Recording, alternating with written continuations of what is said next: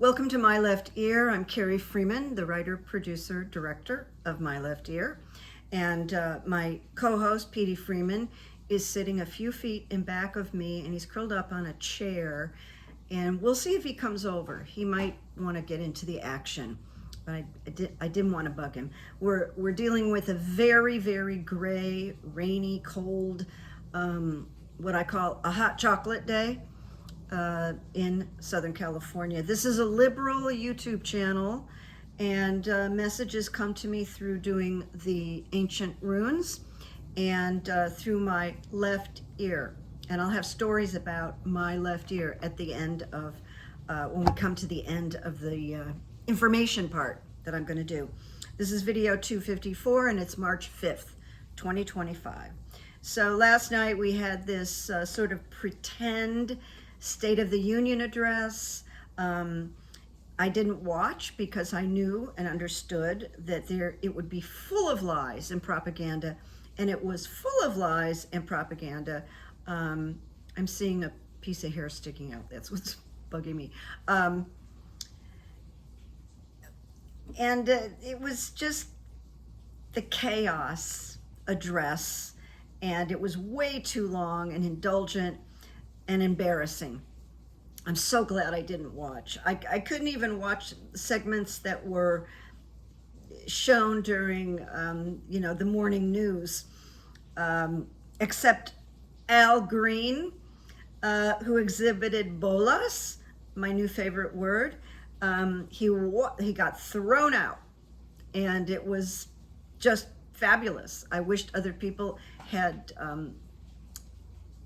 kind of stood up. So what I want to say about this is the Democrats, I am a Democrat and I'm voting Democrat. But the Democrats don't seem to have a fight strategy right now.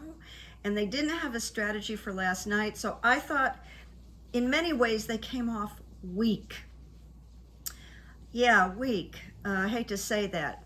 They need to get cohesive, and I like Hakeem Jeffries, but I think he's looking a little passive right now, perhaps reticent to fight. I don't know what that's all about, but he actually did ask the Democrats, not to cause a big scene, blah, blah, blah, and it just didn't ring for me. I feel disappointed. They need to come together and have a united strength, appearance. So that's just my left ear, Carrie's opinion. Now at the end, I did see this. Felon 47 walked by Justice Roberts when they're all, doing the obligatory standing ovation, and he shakes Roberts' hand, Justice Roberts, and says, "Thank you again, I won't forget," which is very, it's like collusion. It's like they're in on something. Well, that's what the felon, was indicating. Roberts I don't think Roberts liked it. My left ear said he didn't like it, and he said nothing. He didn't nod, he didn't speak, he just shook the president's hand. So what I'm learning in the news is that Zelenskyy is more popular than the first felon. And Zelenskyy has been embraced by Europe. The minute Europe got wind of the ambush in the Oval Office and the childish behavior of the president and vice president, they embraced Zelenskyy, and they all came together to meet to support Zelenskyy, except for Italy.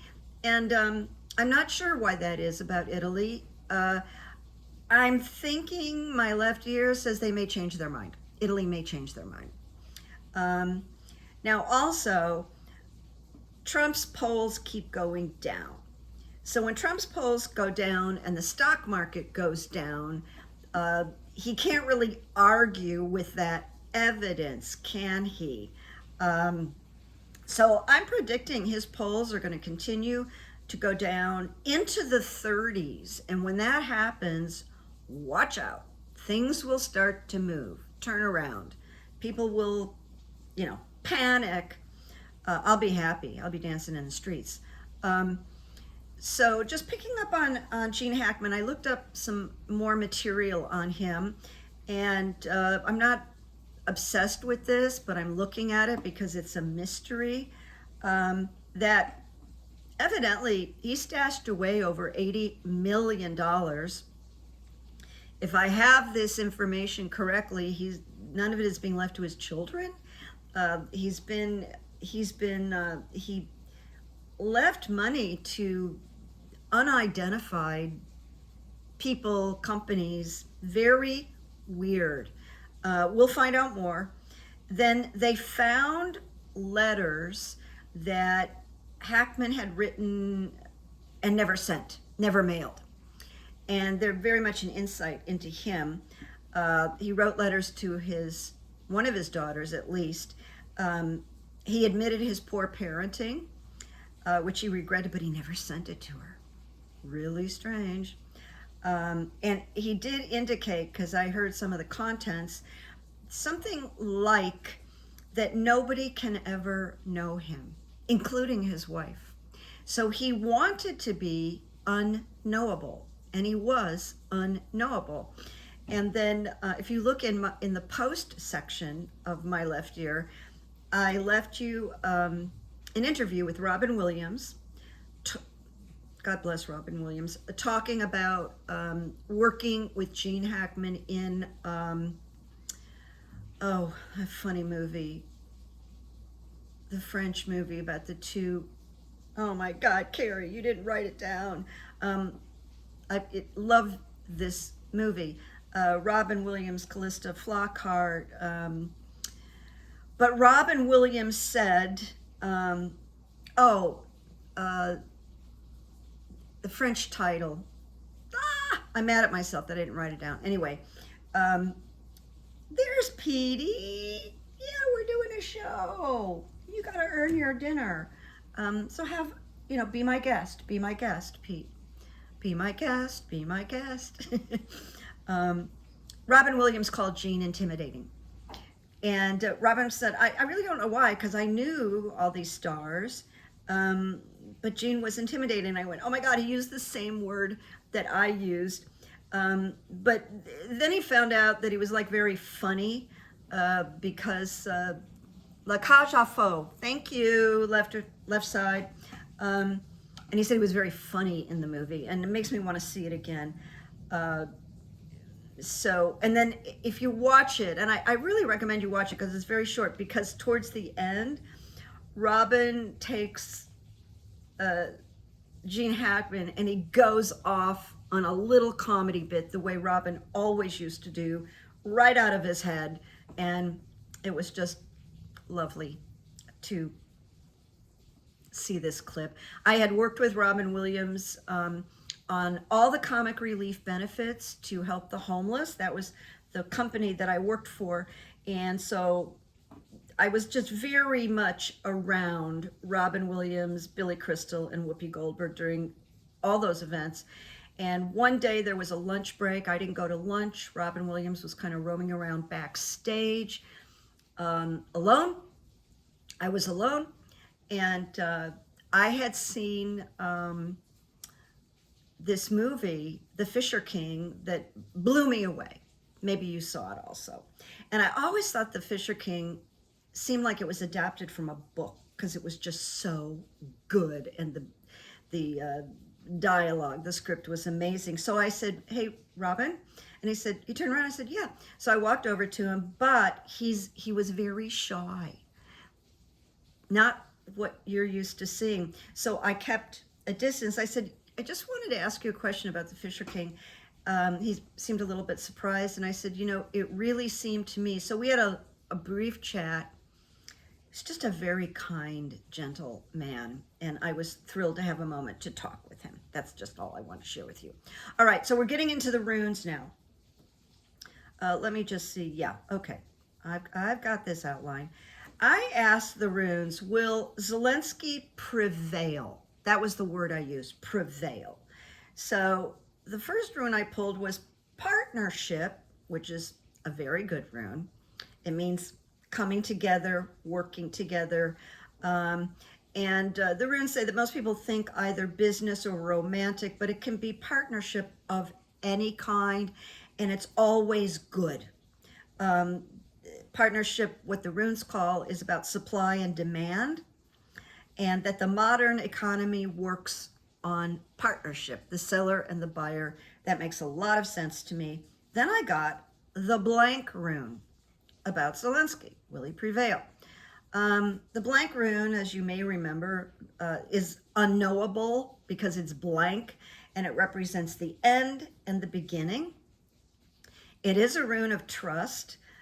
We certainly are, now that Trump has rejected Zelenskyy, now we're into the end of something, the beginning of something, that we need to have total trust of evidence of Zelenskyy's true destiny that rises like the phoenix from the ashes of what is called fate. And that is directly from the runes. It does portend a symbolic death. And it may relate to a part of life, his life, that is not applicable. It does talk about relinquishing control. A feeling that I got when I was reading about Zelenskyy was that there may be some agreement or condition that he has to turn over, not turn over land necessarily, but a compromise is the word I was trying to think of. So we shouldn't be shocked by that if there's some kind of compromise. It does talk about relinquishing control to some degree, and that's a challenge. But the unknowable is at work. It's not passive. In that unknowable is undiluted potential. And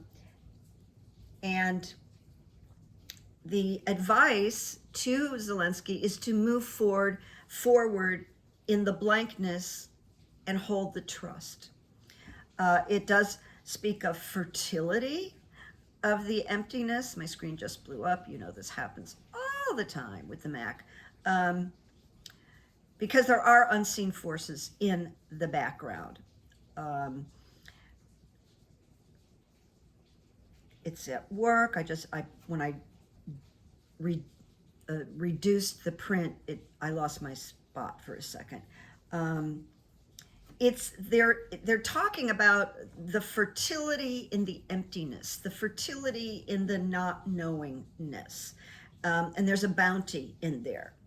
And the blank rune discusses holding the highest possibility for the human endeavor, that's a really positive thing. And there is no reverse. And then the last rune about Zelenskyy and what's going on with him is the rune of strength. And it relates to the ox, the wild ox, which was really strong and really couldn't be trained or tempered. So we're talking about massive strength when put to good use. And Zelenskyy represents massive strength to me, to my left ear. I thought he handled himself really brilliantly in the Oval Office. He didn't lose his cool. He's more of an adult than those two idiots that are running our country. Or there's 3 idiots running our country. So it does say, very encouragingly, you can count on sufficient strength to carry out all that is proposed. That is so positive. But once again, we come up with this compromise, and that's my word, because the runes are saying you may need to sacrifice something in order to move forward. That's not a completely crazy idea with this kind of situation. So there is a new adventure and venture coming up. And this rune transcends the physical of the energy into the spiritual plane, which I love, which makes me feel good. And it does say adversity can be a great instructor, and that would be true of all of our lives, right? That we all should be learning something through adversity. We should look at that. Let go and embrace the darkness and sacrifice. That makes sense. This is a dark passage. Zelensky is in, well, Trump becoming a Russian asset, operative, certainly creates darkness for him. But allow the energies to flow. He's very popular right now in Europe and the United States. So we have to keep an eye on this. I think it's very difficult to make a definitive claim, but these runes feel realistic and positive to me. So let us in our hearts support him in wholeness. So then I was just curious because Marco Rubio, Secretary of State, whenever they have the camera on him, he looks like he's withering, like he's checking out. He looks like a walking zombie. He looks so miserable. So I got, will little Marco Rubio get fired? I think that's more likely than him quitting. I don't think he can bring himself to do that, although he should, to save his soul and his reputation, because he used to talk like a smart person. So I got the self reversed. It indicates a time to go inside, Marco. Search for your essence, like you used to have an essence, even though you're a Republican. You did. You said some very intelligent things. Seek the truth and the true you from within. This rune, the self, challenges us to look within ourselves and see if our actions are creating the negative situations we find ourselves in. And I would say that would be true of little Marco. Advise, consider your situation, fella. If you're finding it difficult to find your place in the world, which he is, because he's being ignored. If you are blocked, this rune urges you to begin by clearing within yourself. He has only to look at himself. He's the enemy. It's himself against himself.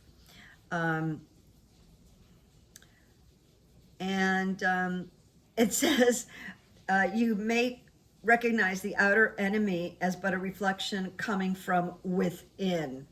So there's a chance he's gonna get fired. And then finally, I asked about, will Social Security be saved? And it was interesting. I got the rune of partnership, which is a big X, so there's no reverse. It's just a giant X, twice, 2 in a row. And you know how that happens with me sometimes. It has many meanings.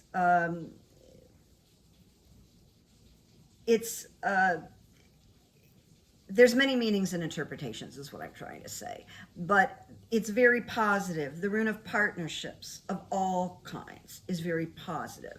And it's definitely there in business. So Zelensky is entering into what appears to be stronger allies and partnerships. Really good. The Europe, because this is called supply and demand, it's really the European Union is stepping up to supply and demand. We need them. I say we because I still think of Americans really supporting Zelensky. Everybody is except for Trump, the felon. And then I got the rune of possessions reversed. And it does say there may be considerable frustration in your life right now. That would be true. the frustration, I am experiencing every day and every night, thinking about if Social Security is removed, it will have not just on me, but an enormous impact on the United States. I mean, to the degree that people don't even realize, I don't think. But I don't want to do a laundry list of that because it's so draconian and depressing. I'm in the wait mode because I'm not convinced. My left ear is not convinced we're going to lose our Social Security. It's being threatened. We're scared. But I think it's a tipping point where it's kind of like, oh no, where you and I and everybody go, oh no, the buck stops here. You're not going to ruin my life and put me on the streets.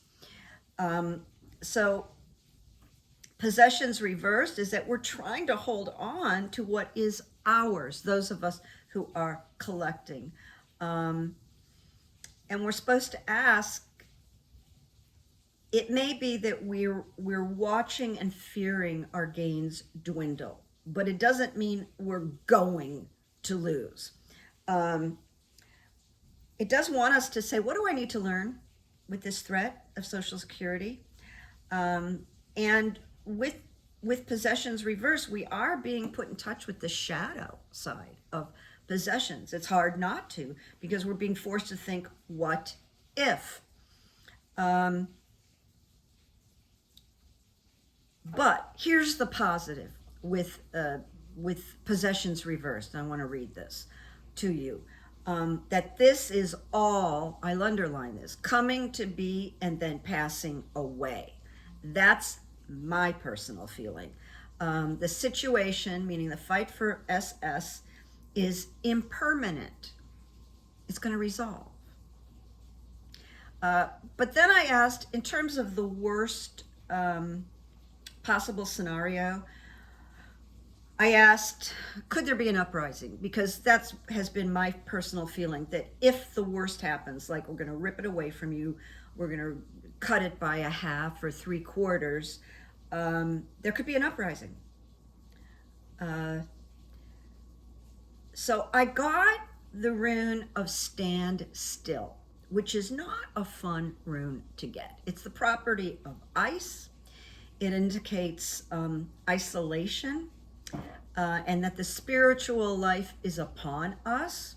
And this is because it's dire to you, to many of you, and I. And it does accurately say you may find yourself entangled in a situation whose implications you are blind.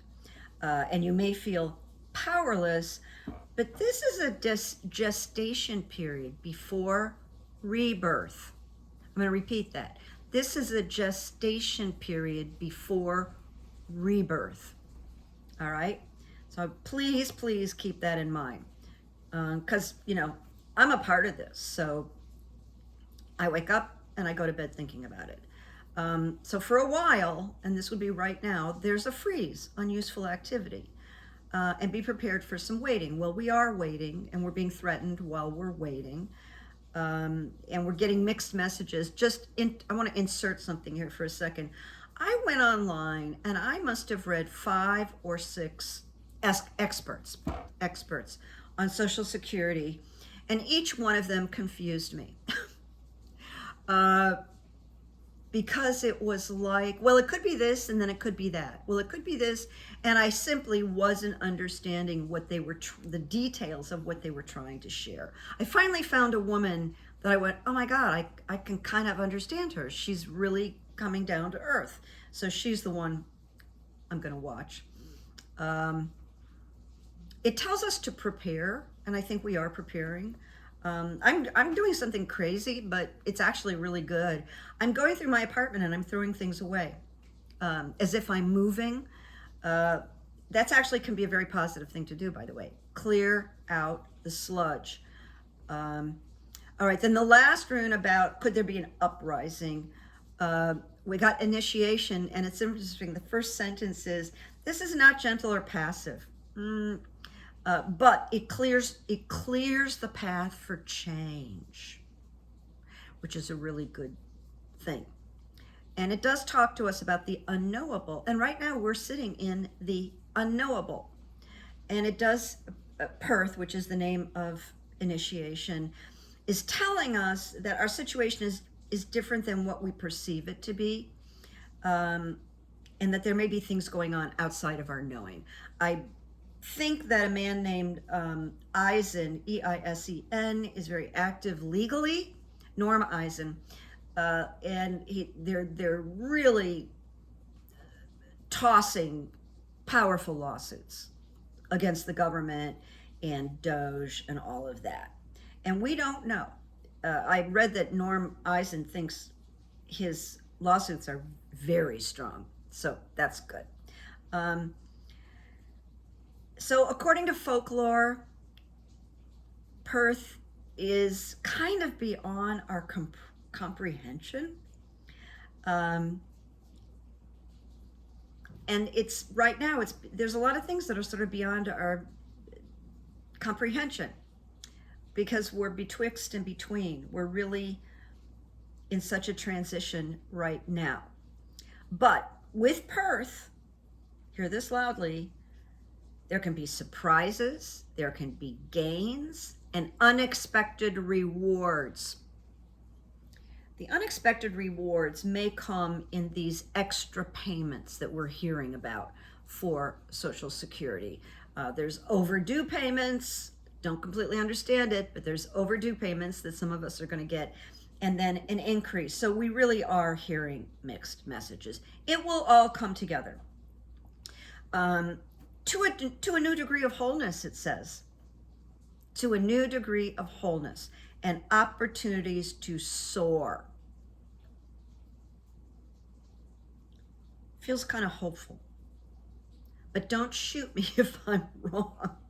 You know, this is one of those situations. Oh, and I did get with this, you know, could there be an uprising? I didn't realize I had one more rune, and the rune is wholeness, that which our nature requires. Wholeness is very, my computer's going nuts today. Wholeness is wholeness. It's exactly what it's talking about. And it speaks of basking in the glory of the sun's rays. That is positive. And through wholeness, a new, stronger, more solid, and higher foundation is created. It tells us to open up to the light that's been shut away. And it's the harvest from the field stored, which that feels like the money that we've legitimately earned by working our whole lives. It just feels exactly that.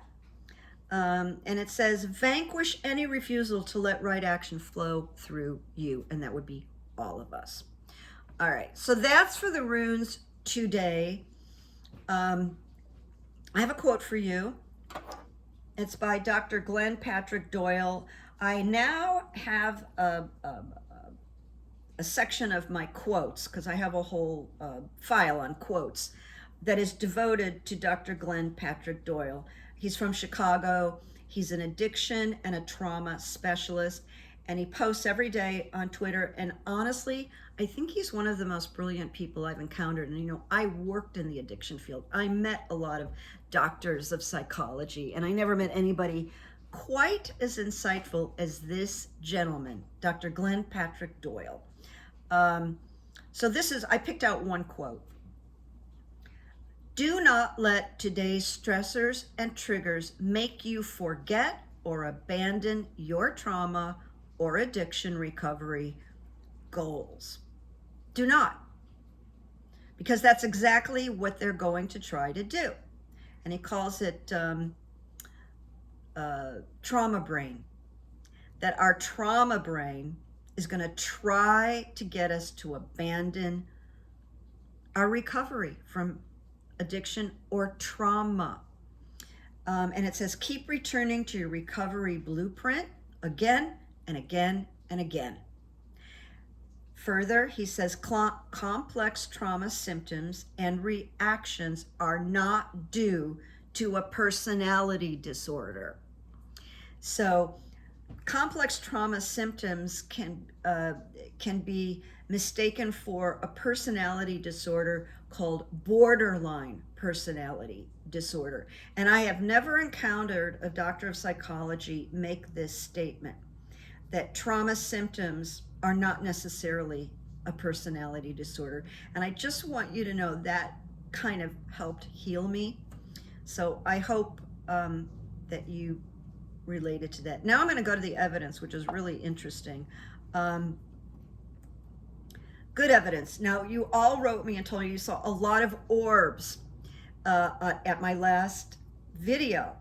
And I never see them, even though I am looking in my iPhone camera. I don't see them. So you have to tell me that you see them.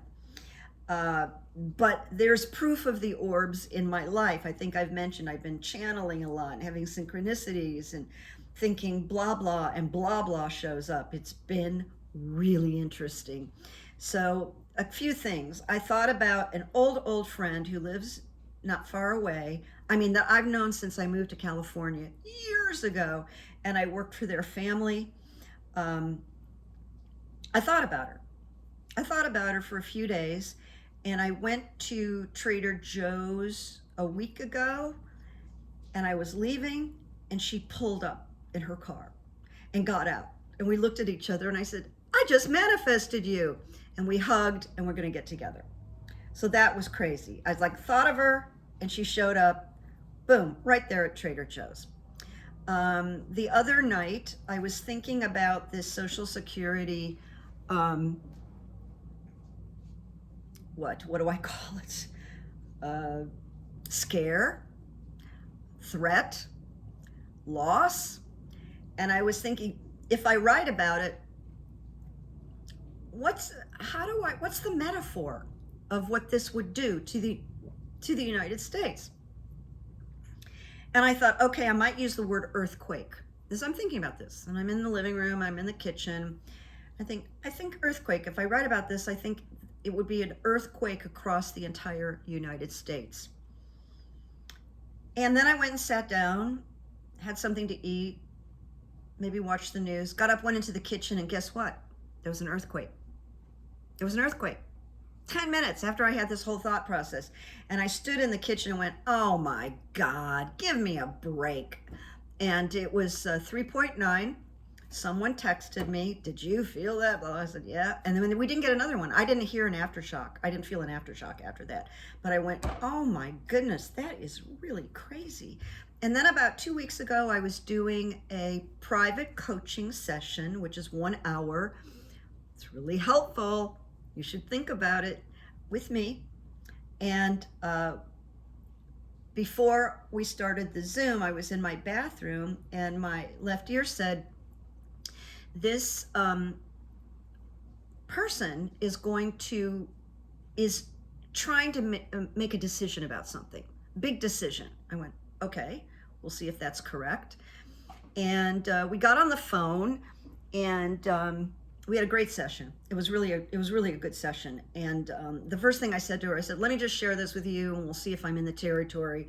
I got a message that you are up on a big decision in your life. And she said, yes, I am.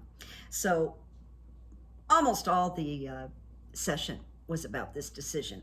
Now, it turns out that my left ear thought her decision was fabulous. And I encouraged her to move forward with it. And I had many reasons. It wasn't just, oh yeah, do it. No, I had really legitimate, these are all the reasons, blah, blah, blah.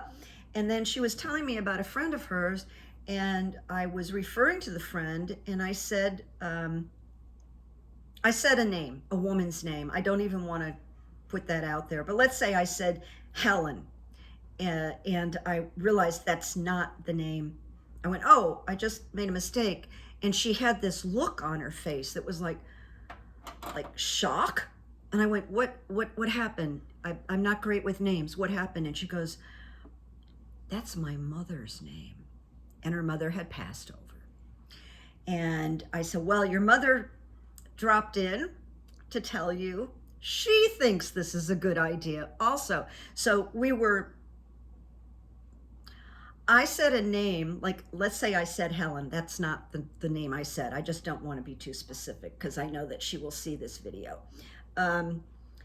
It's a name I've never used. I've never known anybody with this name.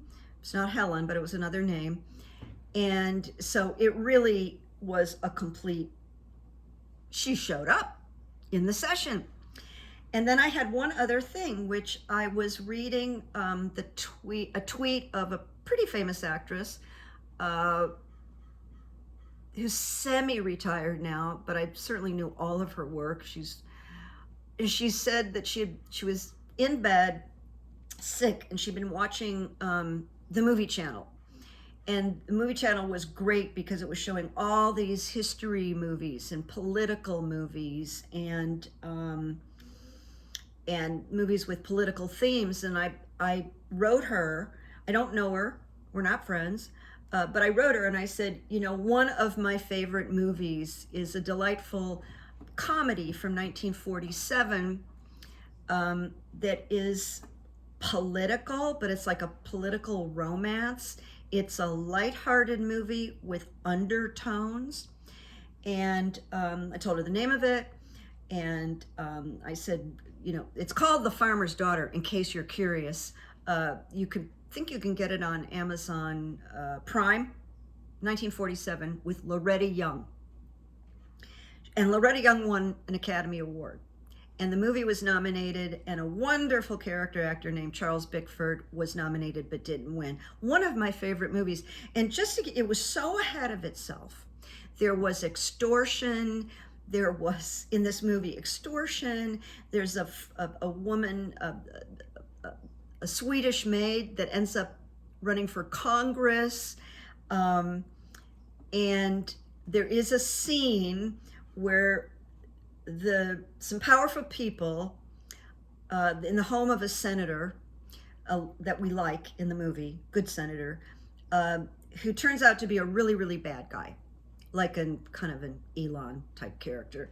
And they get him drunk and he spills the beans. He spills the beans and it's a turning point in the movie. But the butler in the house kicks the guy out. He says, no, buddy, you're getting out of here. And he walks him to the front door, kind of shoves him down the stairs. And the guy's drunk. Wait, what are you doing? What are you doing? And he throws the guy's hat at him and said, and here's your hood. And I think for a 1947 movie, that was way ahead of its time. So I told her this in the tweet. And she wrote back and said, when I was a little girl, my mother showed me that movie. And I realized, now that's really weird that I touched on another mother with a stranger. I had no idea. And I went, God, you just brought her a message from her mother. So really fun. Now, here's the final good evidence that I want to share with you. You know, I did this big campaign for Pete. Didn't I, Pete? Well, you're showing your butt to everybody when they'd really like to see your face, you know. Maybe he'll turn around. Can you turn around, Pete? I know, I'm a pain in the neck. I'm a showbiz mother. I'm a showbiz mother. See, they want to see you. Okay, that's it. That's all I can do. I don't want to abuse him. But I moved into my particular neighborhood like 23 years ago, and I got a rent control apartment, and it's really great. And I ain't going anywhere.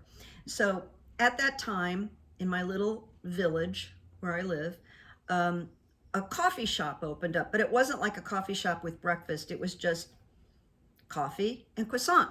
And two guys that were partners ran it. It was tiny.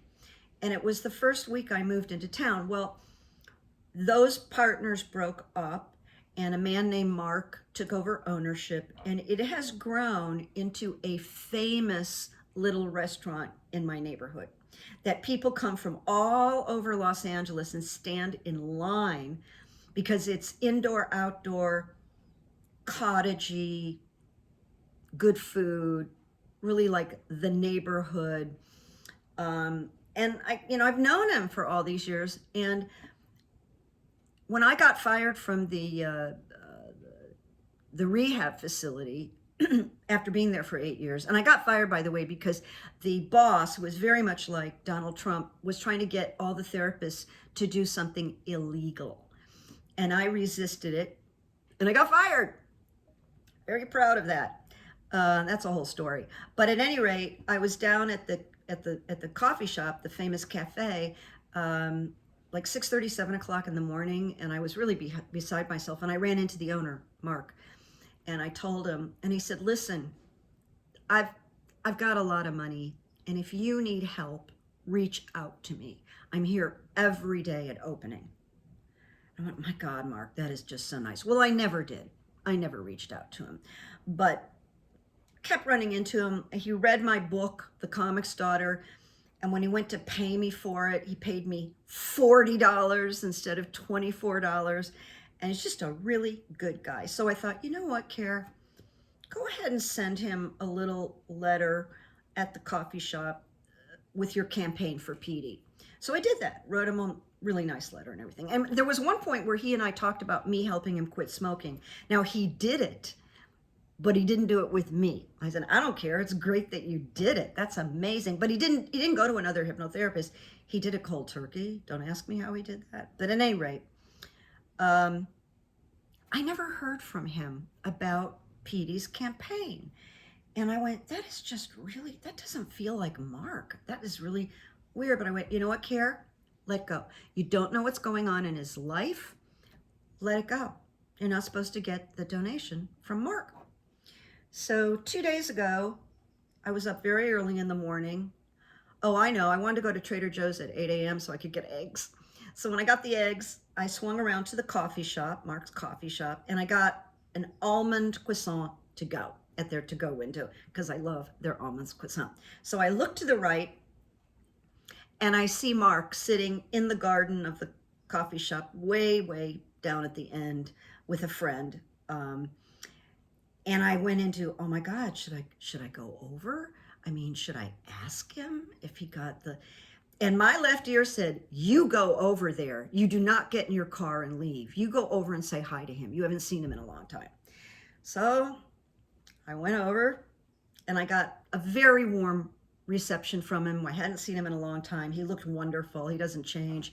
He's a really handsome guy. And we're chatting a little bit. How have you been? And blah, blah. So I just said, Mark, did you get a letter from me or an envelope? And he went, no. What was it? So I said, oh, okay. So one person left the table, and then his best friend was there. He has a male partner, but there was this lady there that I see him with all the time.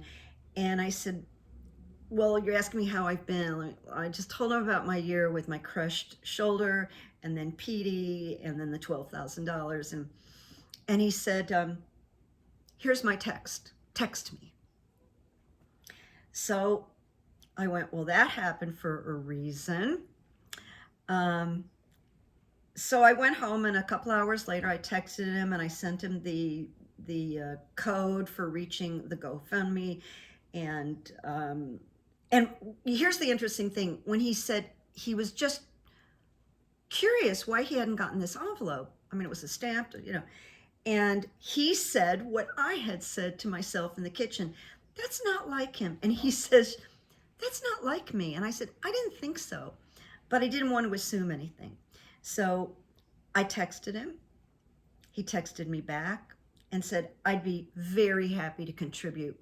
So 2 nights ago, Mark contributed to Petey's GoFundMe campaign. And the only amount that's left to meet that $12,000 is $60. And I have until mid-June to come up with the $60, which of course I know I will. And so Mark topped it off for me. And that was crazy. It was my left ear. I stopped there right at the moment. I looked, I see him, and then my left ear would not let me leave.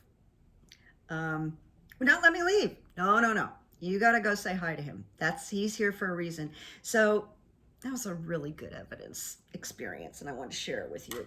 I have something else, but I'm running way over time. It's going to take forever to upload this, so I'm going to hold this till my next my next video. So I got to run. I wanted to do this in 20 minutes. Ha ha.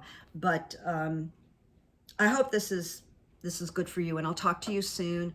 And Petey will talk to you soon. He's just all curled up. You know, they do this on rainy days. They just like burrow in, and Mom's gonna go get a hot chocolate. This is the kind of day I really want a hot chocolate. So I will see you soon.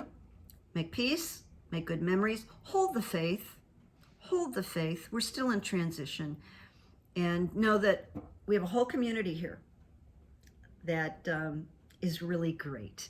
So stay with the community here. And by the way, I always forget to ask you to subscribe. Every single person I watch makes a point of doing that, except me, because I'm not good at marketing, or that's what I think. Maybe I'm better than I thought. But at any rate, if you haven't subscribed, it would be great. Thanks so much. See you soon.